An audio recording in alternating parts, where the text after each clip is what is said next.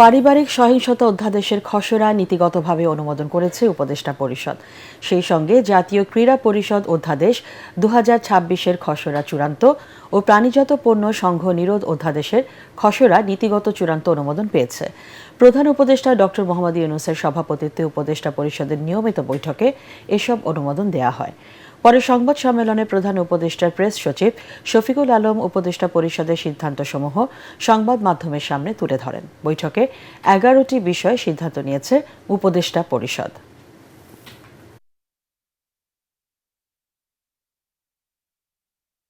আমদানি নীতি আদেশ 2025-2028-এর খসড়া অনুমোদন। এগেন এটা খুবই ইম্পর্টেন্ট একটা বিষয়।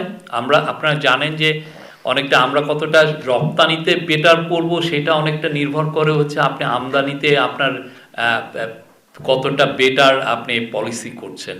আপনার রপ্তানিকে এনকারেজ করার জন্য অনেক সময় আমদানি নীতিটাকে আপনাকে এমনভাবে করতে হয় যাতে রপ্তানিযোগ্য পণ্য এদেশে এসে সেটাকে আবার প্রসেস করে আমরা বাইরে পাঠাতে পারি।